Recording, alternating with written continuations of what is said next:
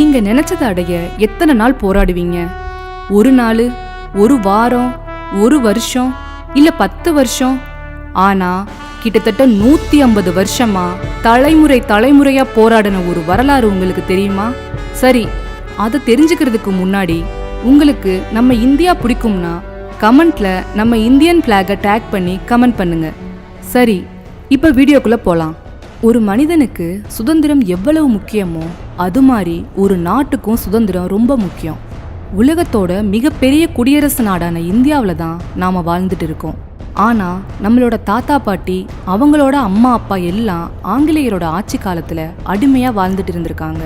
தண்ணீர் விட்டா வளர்த்தோம், கண்ணீரால் இப்பயிரை காத்தோம்ங்கிற வரிகள் இந்த சுதந்திரம் கிடைக்க நம்ம தேசம் எவ்வளோ பாடுபட்டிருக்குங்கிறத நமக்கு தெரியப்படுத்துது. நாம சுவாசிக்கிற சுதந்திர காத்துல நம்ம முன்னோர்களோட தியாகம் கலந்திருக்கு.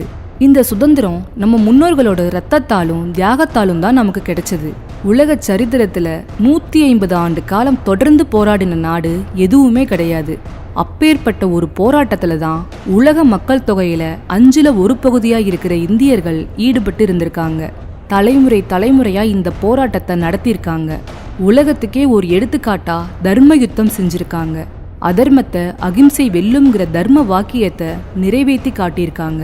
இறையாண்மை கொண்ட நாடான இந்தியாவில் சுதந்திரம்ங்கிறது பல ஆயிரக்கணக்கான தியாகிகள், புரட்சியாளர்கள் மற்றும் தலைவர்களோட வெற்றின்னு பெருமையா தலை நிமிர்ந்து நம்ம சொல்லலாம். நாம இன்னைக்கு சுதந்திர காத்தை சுவாசிக்கிறதுக்கு முதல் காரணமா தேச தலைவர்களும் போராட்ட வீரர்களும் தான் இருக்காங்க. 3 பக்கம் கடலாலும் 1 பக்கம் நிலத்தாலும் சூழப்பட்ட தீபகற்ப நாடு நம்ம இந்தியா. மேற்குல பாகிஸ்தான், கிழக்குல வங்காளதேசம், தெற்குல கன்னியாகுமரி, வடக்குல இமயமலைன்னு மிக பெரிய நிலப்பரப்பை கொண்ட நாடு. இந்த காலகட்டத்துல செல்வ செழிப்பிலையும் பசுமையிலையும் உலகத்துல இருக்க எல்லா நாடுகளுக்கும் சிம்ம சொப்பனமா இருந்திருக்குது இந்தியா. அந்த சமயத்துல தென்னிந்தியாவை சேர, சோழ, பாண்டிய மன்னர்கள் ஆட்சி செஞ்சுட்டு இருந்திருக்காங்க. மன்னராட்சியை தொடர்ந்து இஸ்லாமியர்கள், தில்லி சுல்தான்கள், தக்கான சுல்தான்கள், விஜயநகர பேரரசு, முகலாய பேரரசு, மராட்டிய பேரரசு, துர்ராணி பேரரசு, சீக்கிய பேரரசுன்னு பலரும் நம்ம நாட்டை ஆட்சி செஞ்சிருக்காங்க. நாட்டோட எல்லைகளையும் செல்வங்களையும் விரிவுபடுத்துறதுலேயே தங்களோட கவனத்தை எல்லாம் செலுத்தி இருந்திருக்காங்க. பூமியில சொர்க்கம்னு ஒன்று இருந்தா அது இந்தியா தான்னு முகலாய பேரரசர் ஜஹாங்கீர் சொல்லியிருக்காரு. இயற்கை வளங்களும் விலை மதிப்புமிக்க பல பொருட்களும் இந்தியாவில் இருந்ததால உலகத்துல எல்லா பகுதிகளில் இருந்தும் வெளிநாட்டை சேர்ந்தவங்க இந்தியாவை நோக்கி வியாபார போர்வையில படையெடுத்து வந்திருக்காங்க. இந்தியாவில் இருந்த வாசனை திரவியங்கள், பருத்தி, பட்டு, ஏலக்காய், முத்துகள், பட்டை, யானை தந்தம் மாதிரியான வளங்களை கைப்பற்ற வியாபார நோக்கத்துல அந்நியர்கள் அதிக அளவுல வர ஆரம்பிக்கிறாங்க. இதுதான் நம்ம பாரத தேசத்திற்கும் மக்களுக்கும் பெரிய ஆபத்தா முடிஞ்சிருக்கு. விஜயநகர பேரரசு காலத்துல நம்ம இந்தியாவுக்கு கடல் வழியா முதல்ல வந்தவர் தான் வாஸ்கோடகாமா. போர்ச்சுகீசியரான வாஸ்கோடகாமா தான் இந்தியாவுக்கு கடல் வழி மார்க்கத்தை கண்டுபிடிச்சவரு. இவரோட வருகையை தொடர்ந்து இந்தியாவில் உணவுக்கு சுவை சேர்க்கிற கறி மசாலா பொருட்கள் இருக்கிறத தெரிஞ்சுக்கிற ஐரோப்பியர்கள் அதை தங்களோட நாடுகளுக்கு கொண்டு போய் வியாபாரம் செய்ய நினைச்சு கோழிக்கோடு துறைமுகத்துக்கு 1498ஆம் ஆண்டு வந்திறங்குறாங்க. போர்ச்சுகீசியரை தொடர்ந்து 1595ஆம் ஆண்டு டச்சுக்காரர்கள் பழவேற்காடு பகுதிக்கு வர்றாங்க.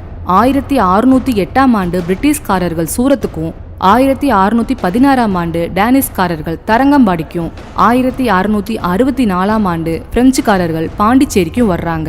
வந்தாரை வாழ வைக்கும் நாடு எங்கள் நாடுங்கிற பெருமைக்கு ஏத்த மாதிரி நம்ம நாடு இவங்களையும் வரவேற்குது. 1600ஆம் ஆண்டு இந்திய துணைக்கண்டத்துல வணிகம் செய்யற நோக்கத்துல பிரிட்டிஷ் வியாபாரிகளால லண்டன் கிழக்கிந்திய கம்பெனி நிறுவப்பட்டிருக்கு. 1611ல ஆந்திராவோட மசூலிப்பட்டினத்திலும், 1612ல குஜராத்தின் சூரத்திலும் இவங்க தங்களோட முகாமை அமைச்சிருக்காங்க. பருத்தி, தேநீர், இண்டிகோ நறுமண பொருட்கள்னு இந்தியாவோட விலை உயர்ந்த சரக்குகளை எல்லாம் லண்டன் சந்தைகள் வழியா உலகம் முழுக்க அனுப்பி வியாபாரத்தை பெருக்குறாங்க. இதனால லாபம் அதிகமாக கிடைக்குது. லாபம் அதிகமாக இந்தியா மீதான அவங்களோட பிடியும் இறுக்கமாகுது. இவங்க மட்டும் இல்லாம மற்ற ஐரோப்பிய நாடுகளான போர்ச்சுகீஸ், டச், டேனிஷ், பிரெஞ்சு நாடுகளும் இதே நோக்கத்தோட தான் இந்தியாவில் இருந்திருக்காங்க. இந்தியாவோட வளங்களை சுரண்டுறதுல இந்த நாடுகள் தங்களுக்குள்ள கடுமையா போட்டி போட்டுக்குதுங்க. ஒரு நாடு மற்ற நாடுகளோட கப்பல்களை கவிழ்க்கவும் தாக்கவும் ஆரம்பிக்குதுங்க. இதனால போட்டியும் சண்டையும் தீவிரமாகுது. இந்த போட்டியில முதல்ல சுதாரிக்கிற பிரிட்டிஷ் கிழக்கிந்திய கம்பெனி 1615ஆம் ஆண்டு அப்போ மன்னராயிருந்த முதலாம் ஜேம்ஸ் உத்தரவுப்படி சர் தாமஸ் ரோவை முகலாய பேரரசர் ஜஹாங்கீர் கிட்ட அனுப்பி சூரத்தில் இருக்கிற முகாமை தொழிற்சாலையா மாத்திக்கவும் மற்ற பகுதிகளில் இன்னும் தொழிற்சாலைகள் அமைக்கவும் அனுமதி கேட்குது. 2 வருஷங்கள்ல ஜஹாங்கீர் இதுக்கு அனுமதி கொடுத்திருக்காரு. 1623ஆம் ஆண்டு பிரிட்டிஷ் கிழக்கிந்திய கம்பெனி சூரத், அகமதாபாத், ஆக்ரா, மசூலிப்பட்டினம் பகுதிகளில் தொழிற்சாலைகளை நிறுவியிருக்கு. இருக்க இடம் கொடுத்தவனோட மடத்தை பிடுங்கின கதையா சூரத்தில் இருந்த தொழிற்சாலைய அனுமதி இல்லாம விரிவுபடுத்த ஆரம்பிக்குது கிழக்கிந்திய கம்பெனி.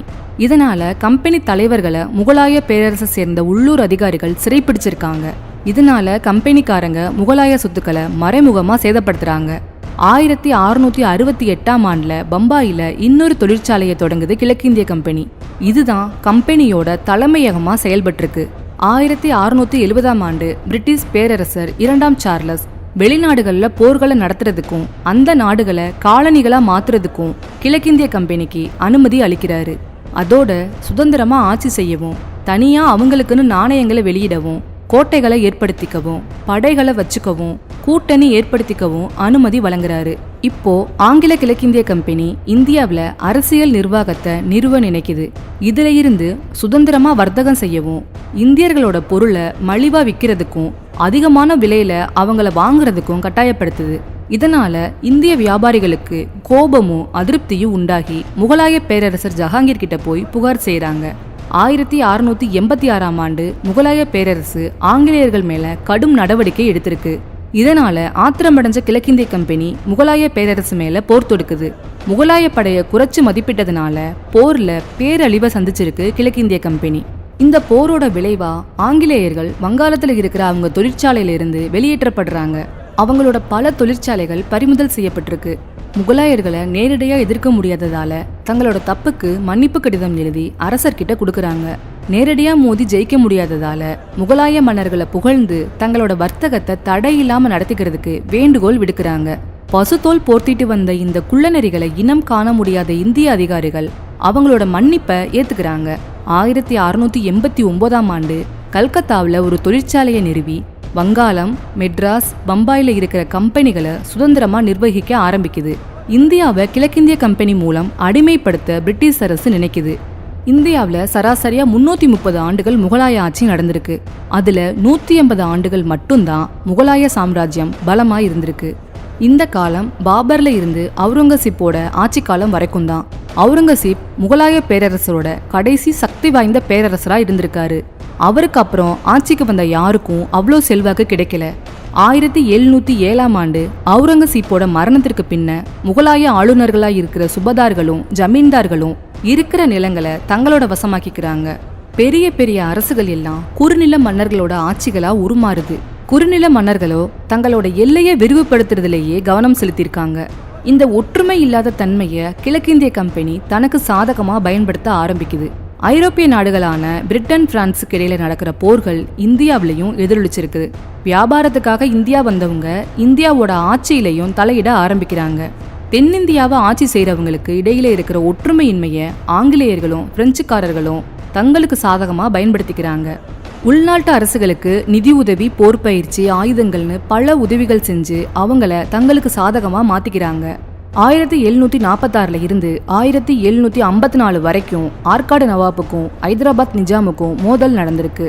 ஹைதராபாத் நிஜாமுக்கு ஆதரவா பிரெஞ்சுக்காரர்களும் ஆற்காடு நவாபுக்கு ஆதரவா பிரிட்டிஷ்காரர்களும் களமிறங்கியிருக்காங்க. 1751ஆம் ஆண்டு ராபர்ட் கிளைவ் தலைமையில ஆற்காடை கைப்பற்றுது பிரிட்டிஷ் கிழக்கிந்திய கம்பெனி. இந்த காலகட்டத்தில் நடந்த போர்கள் கர்நாடக போர்கள்னு வரலாற்றுல குறிப்பிடப்படுது.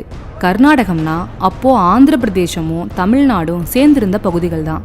1757 இருந்து 1763 வரைக்கும் நடந்த 3ஆம் கர்நாடக போர்ல தென்னிந்தியா பிரிட்டிஷ்காரங்களோட ஆதிக்கத்துல வந்திருக்கு. மெட்ராஸ், பம்பாய், வங்காள மாகாணங்கள் கிழக்கிந்திய கம்பெனியோட ஆட்சியின் கீழே வருது. ஆங்கிலேயர்களோட இந்த ஆதிக்கத்தை சில இந்திய மன்னர்கள் எதிர்த்து போர் செய்ய ஆரம்பிக்கிறாங்க. 1751ஆம் ஆண்டு நெற்கட்டான் சேவலை ஆட்சி செஞ்சுட்டு வந்த பாளையக்காரர் பூலித்தேவன் முதலா வெள்ளையனே வெளியேறுன்னு வீர முழக்கம் இட்டிருக்காரு. 1755ஆம் ஆண்டு கர்னல் அலெக்சாண்டர் இவரோட கோட்டையை முற்றுகை செஞ்சு கப்பம் கட்ட வலியுறுத்துறாரு.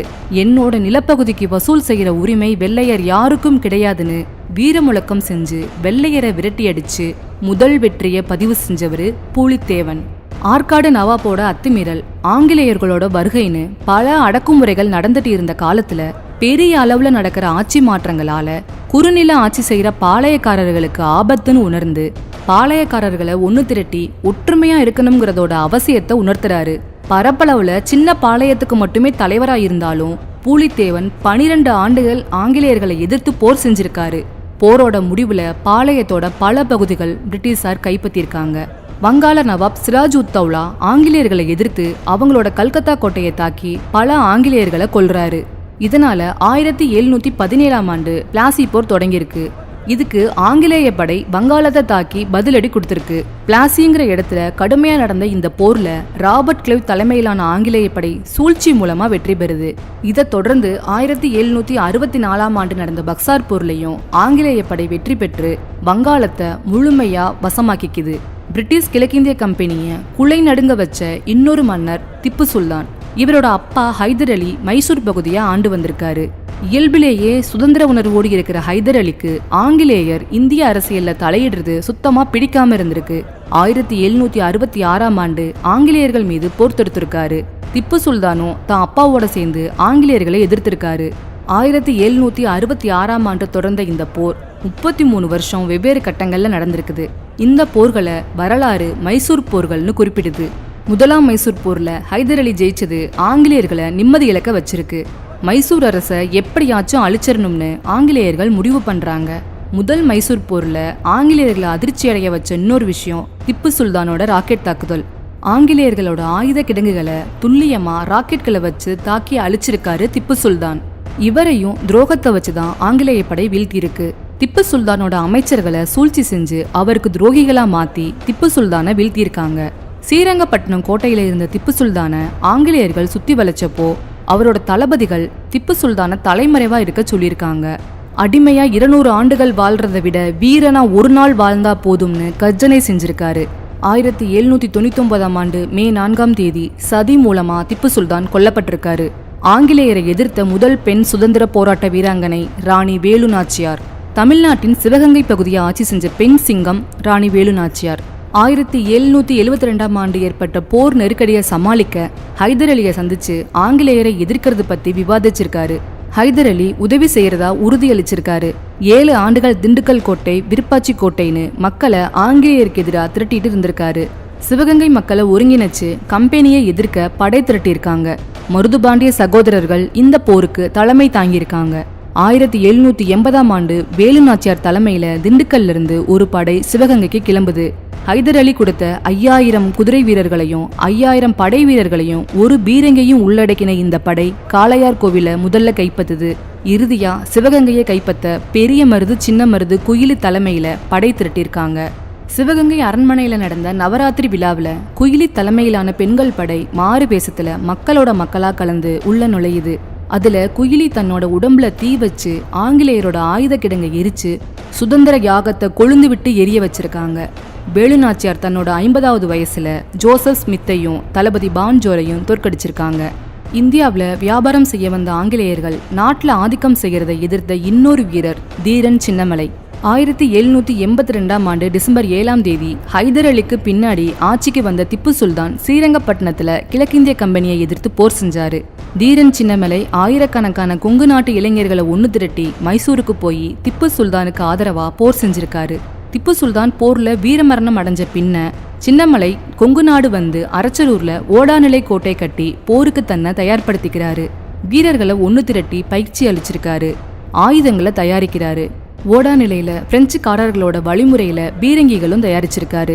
கொங்கு பாளையக்காரர்களை ஒன்று திரட்டி போராளிகள் தலைமையில 1800ஆம் ஆண்டு கோவை கோட்டையை தகர்த்து அங்க இருந்த லெப்டினன்ட் கர்னல் காஸ்டின் கம்பெனியின் 5வது பட்டாலியனை அழிக்க திட்டமிடுறாரு. திட்டமிட்டதுக்கு முந்தின நாளே முன்னறிவிப்பு இல்லாம சிலர் தாக்குதல்ல ஈடுபட்டதுனால கோவை புரட்சி தோல்வியில முடிஞ்சிருக்கு.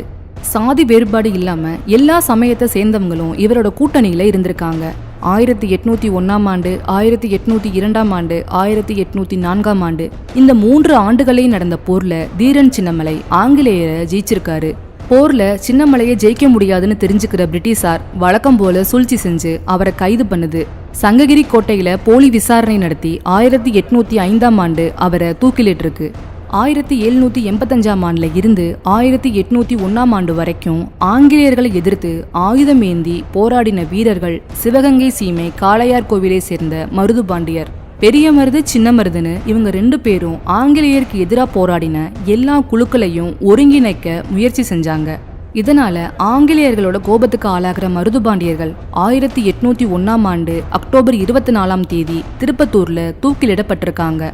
தமிழகத்துல ஆங்கிலேயர்களை எதிர்த்து போராடின 18ஆம் நூற்றாண்டை சேர்ந்த வீரபாண்டிய கட்டபொம்மனோட வீரம் சின்ன குழந்தைகளுக்கும் தெரியும். கிழக்கிந்திய கம்பெனி வரி வசூல் செய்ய ஆணையிட்டப்போ வரி செலுத்த முடியாதுன்னு கர்ஜனை செஞ்சவர்.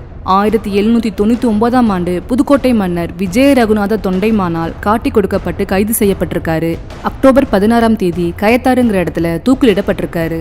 வேலூர் கோட்டையில 1806ஆம் ஆண்டு இந்திய படைகள் ஐரோப்பிய உடைகளை தான் அணியணும், நாமம் பட்டை மாதிரியான மத சின்னங்களை அணியக்கூடாது, இஸ்லாமியர்களா இருக்கிறவங்க தாடி வச்சுக்க கூடாதுன்னு கிழக்கிந்திய கம்பெனி உத்தரவு போட்டிருக்கு. தங்களை கிறிஸ்துவரா மதம் மாற்றத்தான் இந்த உத்தரவு போடப்பட்டதா நினைக்கிற சிப்பாய்கள் கிளர்ந்தெழுந்து போராட்டத்துல குதிக்கிறாங்க. இதுல 100க்கும் அதிகமான ஆங்கிலேயர்கள் கொல்லப்பட்டிருக்காங்க. இந்த போராட்டம் வேலூர் புரட்சின்னு வரலாறுல குறிப்பிடப்பட்டிருக்கு. விடுதலையாகத்துல இந்தியா முழுக்க பல கிளர்ச்சிகள் நடைபெற்றிருக்கு. இதுக்கெல்லாம் மத்தியில நடந்த ஒரு போர் இந்திய வரலாறோட திருப்பு முனையா அமைஞ்சிச்சு. புகுஞ்சுக்கிட்டே இருந்த அதிருப்தியோட நெருப்பு பாரக்பூர்ல கிளம்பியிருக்கு. 1857ஆம் ஆண்டு பாரக்பூர்ல 9வது நேட்டிவ் இன்ஃபேண்ட்ரியை சேர்ந்த மங்கள் பாண்டேவோட குரல் ஓங்கி கேட்டிருக்கு. ஆங்கிலேய அதிகாரிகளை தாக்குன அவரோட வாள்ல இருந்துதான் சுதந்திரத்துக்கான புரட்சியோட முதல் துளி ரத்தம் இந்திய மண்ணில் விழுந்திருக்கு.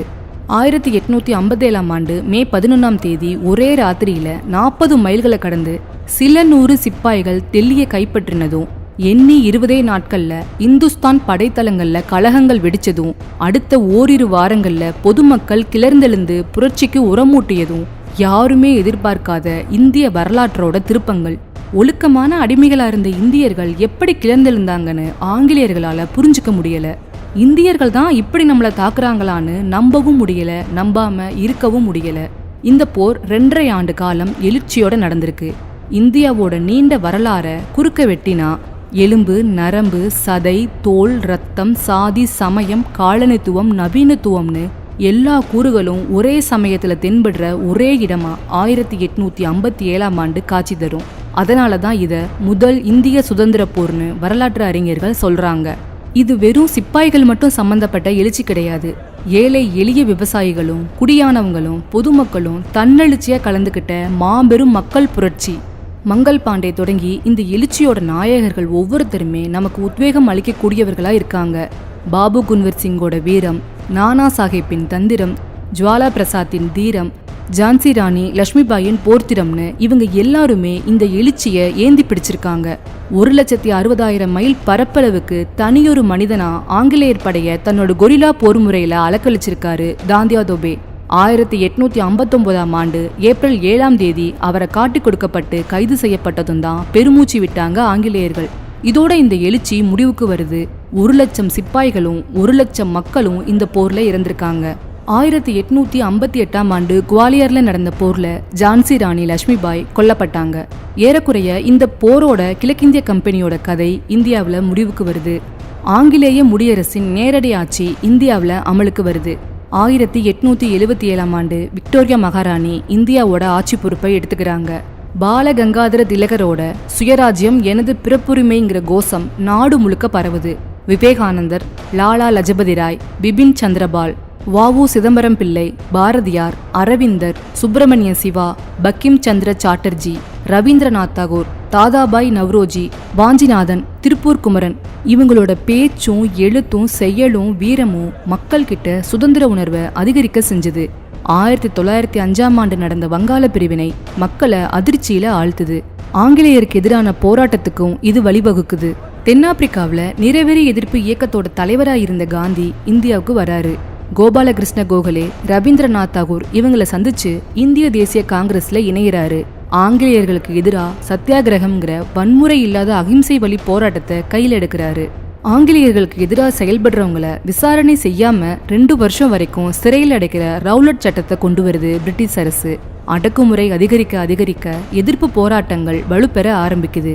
1919ஆம் ஆண்டு ரவுலட் சட்டத்துக்கு எதிர்ப்பு தெரிவிச்சு ஜாலியன் வாலாபாக் திடல்ல நடந்த கூட்டத்துல ஆயிரக்கணக்கான மக்கள் கலந்துக்கிறாங்க. ஆங்கிலேய ராணுவ ஜெனரல் ரெஜினால்டு டயர் முன்னறிவிப்பு எதுவும் இல்லாம மக்கள் மீது துப்பாக்கிச்சூடு நிகழ்த்த உத்தரவிடுறாரு. நூற்றுக்கணக்கான மக்கள் இறந்த இந்த படுகொலை நாட்டையே உலுக்குது. 1929ஆம் ஆண்டு இந்திய தேசிய காங்கிரஸ் நாடு முழுக்க ஆங்கிலேய ஆட்சிக்கு எதிராக ஒத்துழையாமை இயக்கத்தை ஆரம்பிக்குது. ஆங்கிலேய கல்வி நிறுவனங்கள், நீதிமன்றங்கள் புறக்கணிக்கப்படுது. அரசு வேலைகள்ல இருந்த மக்கள் ராஜினாமா செய்யறாங்க, வரி கட்ட மறுப்பு தெரிவிக்கிறாங்க. ஆங்கிலேயர்கள் தந்த கௌரவ பட்டங்களை துறக்கிறாங்க. 1930ஆம் ஆண்டு உப்புக்கு வரி விதிக்குது ஆங்கிலேய அரசு. காந்தி உப்பு சத்தியாகிரகத்தை ஆரம்பிக்கிறாரு. எங்க நாட்டில் விளைஞ்ச பொருளுக்கு அந்நியர் வரி விதிப்பதான்னு அகிம்சை முறையில எதிர்க்கிறாரு. 1930ஆம் ஆண்டு மார்ச் 2ஆம் தேதி குஜராத்தில் இருக்கிற சபர்மதி ஆசிரமத்தில் இருந்து சுமார் 240 மைல் தூரத்தில் இருந்த தண்டியை நோக்கி 23 நாட்கள் நடைபயணம் செஞ்சு தடையை மீறி உப்பு எடுக்கிறாரு. இந்த யாத்திரையில ஏராளமான மக்கள் கலந்துட்டு இருந்திருக்காங்க. தமிழ்நாடு வேதாரண்யத்துல ராஜாஜி தலைமையில உப்பு சத்தியாகிரகம் நடந்திருக்கு. இந்த போராட்டத்தால உப்பு மீதான வரியை ரத்து செய்யுது ஆங்கிலேய அரசு. பொது உடைமை கொள்கைகளால ஈர்க்கப்பட்ட பகத்சிங் புரட்சி இயக்கங்களோட சேர்ந்து ஆங்கிலேய ஆட்சியை எதிர்க்கிறாரு. லாலா லஜபதி ராயோட இறப்புக்கு காரணமான காவல் அதிகாரியை சுட்டுக் கொல்றாரு. இந்த குற்றத்துக்காக ஆங்கிலேய அரசு பகத்சிங், ராஜ்குரு, சுகதேவ்னு 3 பேரையும் தூக்கிலிடுது. இது நாடு முழுக்க போராட்டங்கள் வலுவடைய காரணமாகுது. 1937ஆம் ஆண்டு ஆங்கிலேயரால தேர்தல் நடத்தப்படுது. காங்கிரஸ் கட்சி 5 பிரதேசங்கள்ல பெரும்பான்மை அடைஞ்சு 2 இடங்கள்ல தலைமையை பிடிக்குது. இந்த காலகட்டத்துல தான் முதல் வட்டமேஜை மாநாடு நடந்திருக்கு. அடுத்த ஆண்டே காந்தி இர்வின் ஒப்பந்தம் கையெழுத்தானதோடு மட்டும் இல்லாம லண்டன்ல நடந்த 2வது வட்டமேஜை மாநாட்டுல இந்தியா சார்பில் காந்தி கலந்துக்கிறாரு. இந்த மாநாடு தோல்வியடைஞ்சதுனால இந்தியா திரும்புறாரு. இந்த காலத்துல தான் 2ஆம் உலகப் போர் ஆரம்பிக்குது. இந்திய தலைவர்கள்கிட்டயோ மக்கள்கிட்டயோ கருத்து கேட்காம இந்தியா போர்ல பங்கெடுக்கும்னு ஆங்கிலேய அரசு அறிவிக்குது. இதனால பெரும்பான்மை மக்கள் அதிருப்தி அடைஞ்சிருக்காங்க. இந்தியர்கள் சுதந்திரத்துக்காக தங்களுக்குள்ள சண்டை போட்டு மடியணுங்கிறது தான் ஆங்கிலேயர்களோட எதிர்பார்ப்பா இருந்திருக்கு. 1942ஆம் ஆண்டு செய் அல்லது செத்து மடிங்கிற முழக்கம் இந்தியா முழுக்க பரவுது. இதுதான் வெள்ளையனே வெளியேறுங்கிற இயக்கமா பின்னாடி உருமாறி இருக்கு. 1943ஆம் ஆண்டு நேதாஜி சுபாஷ் சந்திர போஸ் இந்திய தேசிய ராணுவத்தை ஆரம்பிக்கிறாரு. நாடு கடத்தப்பட்ட இந்திய தேசபக்தர்களையும் வெளிநாடுகள்ல போர்க்கைதிகளா இருந்த இந்தியர்களையும் ஒருங்கிணைச்சு ஆங்கிலேயரை எதிர்த்து போரிடுறாரு. இந்திய தேசிய ராணுவத்தின் பெண்கள் படைக்கு கேப்டன் லட்சுமி தலைமை ஏற்று வழி நடத்தியிருக்காங்க. 2ஆம் உலகப் போரோட விளைவா ஆங்கிலேய அரசோட கஜானா அதிக அளவுல கரைஞ்சிருந்திருக்கு. சொந்த நாட்டையே நிர்வாகம் செய்ய முடியாத சூழ்நிலையை சந்திச்சிருக்கு பிரிட்டன். 1945ஆம் ஆண்டு பிரிட்டன் பொது தேர்தல்ல தொழிலாளர் கட்சி ஆட்சியை பிடிக்குது. இதுக்கு காரணம் தன்னோட தேர்தல் அறிக்கையில இந்தியா உள்ளிட்ட காலனி நாடுகளுக்கு சுதந்திரம் தருவோம்னு அந்த கட்சி தெரிவிச்சிருந்துச்சு. இந்த காரணங்களுக்காகவும் பல தலைவர்கள் மற்றும் மக்கள் நடத்திய போராட்டங்களையும் கருத்துல எடுத்துட்டு 1948ஆம் ஆண்டு ஜூன் மாதத்துக்குள்ள இந்தியாவுக்கு சுதந்திரம் வழங்க பிரிட்டிஷ் அரசு முடிவு செய்யுது. இந்த சூழ்நிலையில 1947ஆம் ஆண்டு பிப்ரவரி 10ஆம் தேதி இந்தியாவோட கடைசி வைஸ்ராயா மவுண்ட் பேட்டன் பொறுப்பேற்கிறாரு. உடனடியா இவரு ஜவஹர்லால் நேரு, முகமது அலி ஜின்னா உள்ளிட்ட தலைவர்கள் கிட்ட பேச்சுவார்த்தை நடத்துறாரு. காரணம், ஜின்னா தனி நாடு வேணுங்கிற கோரிக்கையில பிடிவாதமா இருக்காரு. நாட்டுல மக்கள் கிட்டையும் பதட்டமான சூழல் உருவானதால முன்னாடியே சுதந்திரம் கொடுக்க வேண்டிய கட்டாயம் ஏற்படுது. 1930ஆம் ஆண்டு முன்ன வரைக்கும் இந்திய பிரிவினை பத்தி யாரும் நினைக்க கூட இல்ல. 1947ஆம் ஆண்டு ஜூன் 3ஆம் தேதி இந்திய பிரிவினை பற்றி வானொலியில முறையான அறிவிப்பு வெளியிடப்படுது. இந்திய பிரிவினை பத்தி மவுண்ட் பேட்டன், ஜின்னா, நேரு இவங்க எல்லாரும் இந்திய பேரரச மதச்சார்பற்ற இந்தியானும் முஸ்லிம் பாகிஸ்தானும் பிரிக்கிறதா அறிவிப்பு வெளியிடுறாங்க. 2ஆம் உலகப் போர்ல ஜப்பான் சரணடைஞ்ச பின்னாடி பிரிட்டிஷ் அரசு இந்தியாவுக்கு சுதந்திரம் வழங்க முடிவு பண்ணுது. இந்த அறிவிப்பை மவுண்ட் பேட்டன் பிரபு ஜூலை 18ஆம் தேதி 1947ஆம் ஆண்டு அறிவிக்கிறாரு. இந்த தேச பிரிவினையால 1947ஆம் ஆண்டு ஆகஸ்ட் 14ஆம் தேதி பாகிஸ்தான் தனி நாடா பிரிஞ்சது. இந்தியாவுக்கு ஆகஸ்ட் 15 சுதந்திரம்னு அறிவிக்கப்பட்டதும் ஜோதிடர்கள் அன்னைக்கு நாள் நல்லா இல்ல, 2 நாள் கழிச்சு கொடுத்துக்கலாம்னு இந்திய தலைவர்களுக்கு கோரிக்கை வச்சிருக்காங்க. ஆனா ஆகஸ்ட் 15 தான்னு மவுண்ட் பேட்டன் உறுதியா இருந்திருக்காரு. இந்த சூழ்நிலையில தான் ஆங்கிலேயர் கணக்குப்படி நடுராத்திரி 12 மணிங்கிறது தான் புது நாள். இந்தியர்களுக்கு அதிகாலை 5 மணி தான் புது நாள். இதனாலதான் ஆகஸ்ட் 14ஆம் தேதி நள்ளிரவே இந்தியாவுக்கு சுதந்திரம் வழங்கப்பட்டிருக்கு. உலகமே தூங்கும் நள்ளிரவில் சுதந்திர இந்தியா விழித்தெழுந்ததுன்னு ஜவஹர்லால் நேரு வானொலியில உரையாற்றியிருக்காரு. ஆகஸ்ட் 15ஆம் தேதி தொடங்கினதும் அரங்கத்திலையும் வெளியிலையும் இருந்த எல்லாரும் ஒரே நேரத்துல எழுந்து நின்று கைத்தட்டி ஆனந்தப்பட்டிருக்காங்க. எல்லாரும் சேர்ந்து வந்தே மாதரம் பாடல பாடியிருக்காங்க. சுதந்திர இந்தியாவோட முதல் பிரதமரா ஜவஹர்லால் நேருவும் துணை பிரதமரா சர்தார் வல்லபாய் படேலும் பதவியேற்றிருக்காங்க. அன்னைக்கு காலையில 10 மணிக்கு பிரதமர் முதலா இந்திய தேசிய கொடியை ஏற்றிருக்காரு. இவ்வளோ கஷ்டப்பட்டு கிடைச்ச சுதந்திரத்தோட திசைவழிய நாம அடுத்த தலைமுறைக்கு கடத்தணும். 1857 இருந்து ஜாலியன் வாலாபாக் படுகொலை வரைக்கும் ரத்தம் தோய்ந்த நம்ம வரலாற்று சுவடுகளை அடுத்த தலைமுறைக்கு கதைகளா, கவிதைகளா, நாடகங்களா, பாடல்களா சொல்ல வேண்டிய கட்டாயத்துல இப்ப இருக்கும். இல்லைனா சுதந்திர தினம்னா சாக்லேட் தருவாங்கங்கிற நினைவு மட்டும்தான் நம்மளோட சந்ததிகளுக்கு ஞாபகத்துக்கு வரும். புரிந்து பொறுப்போடு செயல்படுவோம். வந்தே மாதரம். உங்களுக்கு இந்த பதிவு பிடிச்சிருந்தா லைக் பண்ணுங்க, உங்க ஃப்ரெண்ட்ஸ் எல்லாருக்கும் ஷேர் பண்ணுங்க, நம்ம சேனலை சப்ஸ்கிரைப் பண்ணி சப்போர்ட் பண்ணுங்க.